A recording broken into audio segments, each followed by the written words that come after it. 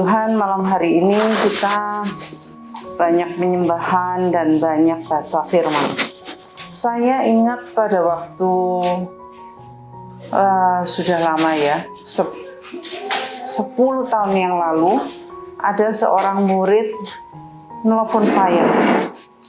"Nek, tolong cepat, suami saya stroke, ada di ICU." Wah, itu udah malam. Lalu kebiasaan saya kan kalau pagi sampai siang atau sampai sore itu doa. Jadi saya bilang, "Bu, maaf ya, besok sore ya." "Oh iya, jam tilik berapa?" "Jam sekian." Lalu saya tidur, saya doa. Paginya waktu doa, Roh Kudus bilang sama saya, "Jangan sore, sekarang berangkat pagi-pagi." Wah, nggak biasa ini. Akhirnya saya nurut. Saya berangkat, nyetir. Saya sampai sana. Bapaknya agak berisi gempal. Saya bilang, biasa kalau pendeta bisa masuk kan? Masuk. "Ini pendeta." "Ya, tapi nggak boleh diajak ngomong ya, Bu," kata susternya. "Beres." Lalu saya lihat bapaknya, istrinya ada di sebelahnya. Saya mau ngomong nih sama rohnya. Ya, bukan sama bapak, sama rohnya. "Bapak ini hari-hari itu gimana? Baca firman enggak?" "Enggak." Istrinya bilang, "Sibuk, Bu. Pagi mandi, ngopi, lalu berangkat kerja buru-buru. Terus pulang. Kalau sudah pulang, ngapain? Ya mandi, terus nonton TV, terus capek, tidur lagi." Oh, saya bilang, makanya rohnya kurus, badannya gemuk, rohnya kurus. Nah, sekarang bacain firman. Istrinya gitu. "Baca dari mana?" "Ya sudah, dari Filipi." Saya bilang gitu. Istrinya bacain firman. Filipi 1, 2, 3, bosan juga. Kok baca terus gitu ya. "Mana lagi? Baca lagi." Sudah baca sampai habis. Tiba-tiba saya nanya, "Gimana? Bapak biasanya apa gitu?" Saya nanya. Tiba-tiba tangannya gini, "Oh, di sana, bisa." Padahal tangannya stroke, nggak bisa. Nah, ini tangannya udah berdiri, udah diangkat. Ini saya kasih makan firman. Nah ya, jadi saya bilang sama rohnya, saya kasih makan firman rohnya. Oh, suster, kamu larang? Enggak, saya nggak ngomong sama bapak ini, saya ngomong sama rohnya. Dikasih infus firman Tuhan. Jadi saya ngucap syukur Tuhan kasih cara demikian untuk menginfus manusia rohnya yang kurus selama ini. Jadi jujuli firman ya, infus kan fungsinya kan, iya kan, kalau orang lemes diinfus ya, nggak bisa makan diinfus sebagai ganti makanan.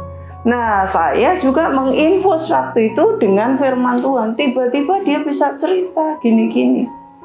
Lalu saya bilang, "Bu, tak tinggal ya, udah gini, udah gerak gini." Tadinya betul-betul sudah mati separuh yang kanan. Nah, sudah. Ibu bacain nanti Efesus, Galatia. Udah. Lalu sampai rumah berapa saat, istrinya telepon lagi. "Mek, udah habis ayatnya apa?" "Ayat apa saja?" Karena firman Tuhan itu dia pedang roh. Jadi segala ayat itu bisa menguatkan roh kita. Jadi kenapa pagi hari Tuhan minta saya, kemudian pada saat saya pulang, itu mulai hujan. Waduh, waktu itu saya kontrak, rumah saya parkirannya itu naik dan licin. Terus hujan, saya bilang, hujan, kamu berhenti sebentar sampai saya parkir di rumah, padahal itu jauh. Rumah saya dari rumah sakit ke rumah kontrakan saya itu di Jakarta. Lalu saya setir dan sampai rumah, gerimis lagi, gerimis, dan saya masukin sudah agak licin. Set, beres itu sampai beres-beresan, sampai banjir, sampai di tol itu nggak bisa turun saking banjir. Sampai sore teman saya nelfon, aku sudah 6 jam terjebak di tol gara-gara banjir. Saya lagi kerja di komputer, jahe panas, gedang goreng. Kalau saya berangkat sore, wes kejebak. Dan orang-orang langsung turun ke hotel-hotel terdekat. Tapi banyak orang kejebak itu sudah 6 jam. Tuhan itu lebih tahu dari ini loh, radio Sonora. Radio di Jakarta itu waktu itu ini ya. Tapi saya itu kok dikasih tahu, biasanya saya besok sore kok tiba-tiba pagi. Saya ucap syukur kalau kita ada dalam lindungan Tuhan, kita dipimpin Tuhan, schedule jadwal kita dikoyakan sama Tuhan, kita harus nurut. Kita nggak boleh nyekongkong, pokoknya nggak bisa. Kita harus dipimpin oleh Roh. Demikian nanti keluarga ini kalau dikoyakan sama Tuhan jadwalnya atau apa, wah sudah manut wae. Ya, nggak usah berbantah, aku biasanya ini, nggak bisa biasanya. Kalau biasanya berarti kita nurut kehendak kita sendiri. Tetapi kalau kita nyerahin sama Tuhan, pestakjar. Ya, saya ingat kisah seorang muda, gadis. Dia tuh pengen menangin jiwa temennya dari agama seberang.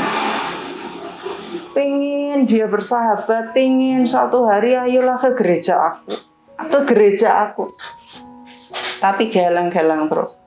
Satu hari dia datang, mau. Ya wes lah, aku tak ke gereja kamu. Akhirnya datanglah ke gereja. Pendetanya khotbah tua. Baca dari Kejadian. Maka Metusalah melahirkan Nuh.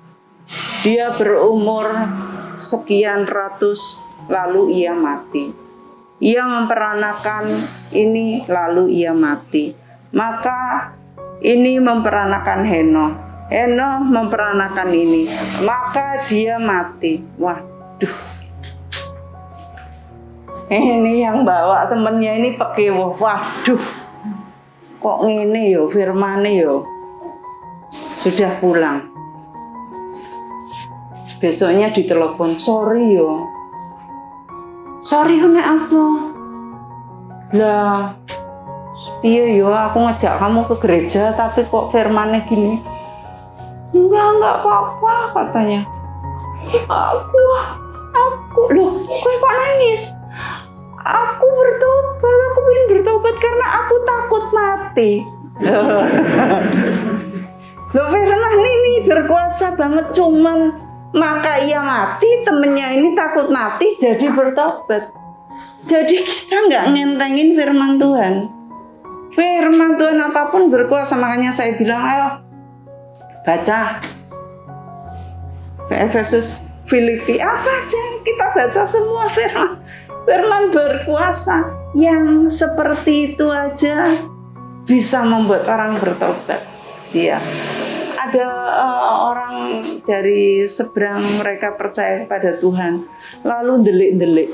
Suatu hari dia baca di Matius yang dikatakan bahwa kalau kamu malu mengaku aku di hadapan orang lain, orang banyak, maka aku akan malu mengakui engkau sebagai anakku di hadapan Bapakku. Wah, dengan itu dia mulai terbuka dan mulai mengakui nama Yesus.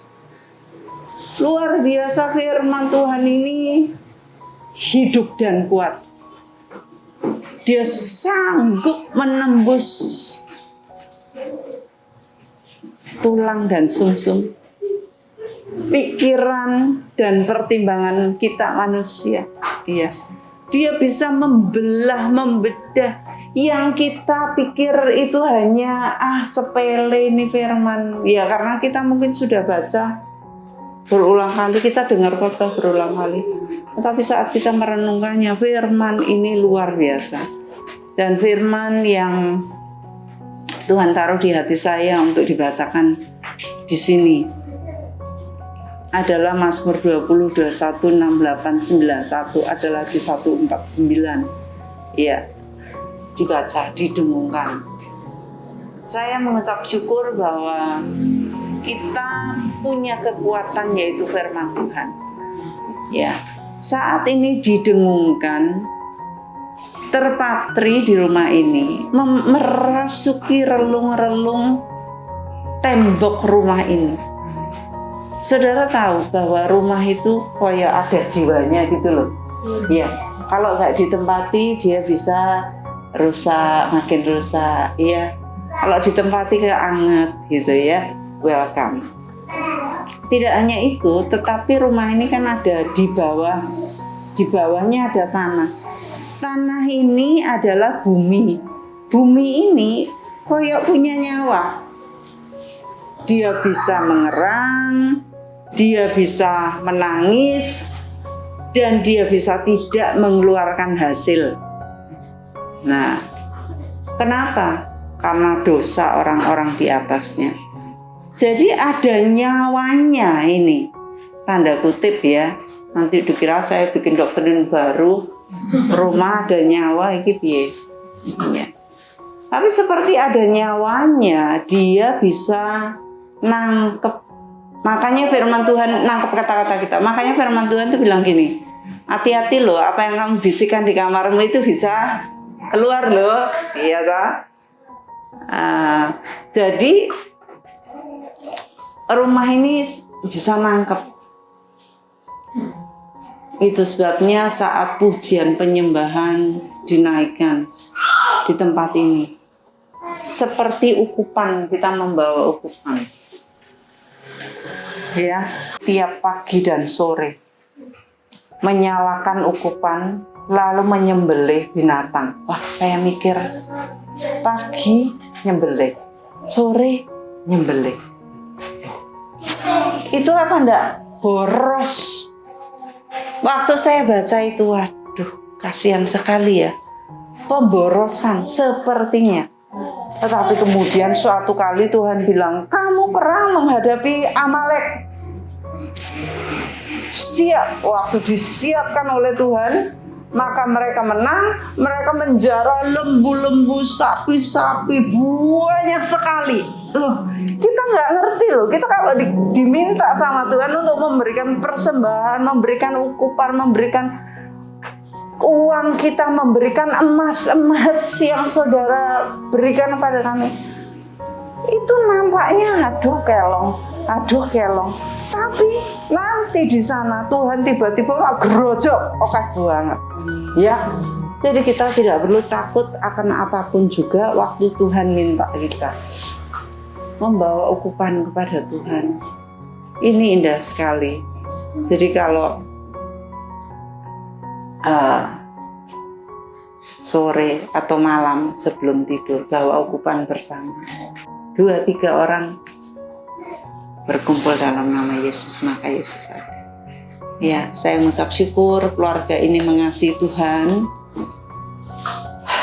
melayani di rumah Tuhan dengan semua yang mereka bisa persembahkan kepada Tuhan, tenaga mereka, waktu mereka, kasih mereka. Tuhan sangat menghargainya, lebih dari apapun juga. Kasih Tuhan dilimpahkan di tempat ini dan terutama saat mereka menghadapi tantangan-tantangan, menghadapi panah-panah api si jahat. Ini ayat-ayat ini akan menguatkan keluarga ini, dibaca terus ya, diingat 20, 21, 68, 91, 149. Akan menolong dan menjagai rumah ini. Dan apalagi saya ngajak bareng-bareng untuk bisa bersama mendukung di dalam doa. Saya yakin firman yang kita sudah sampaikan, kita aminkan, kita dengungkan di tempat ini. Waduh, itu jagain keluarga ini. Dari yang sepuh sampai yang cucu, yang terkecil. Ya, kita mengucap syukur. Puji Tuhan.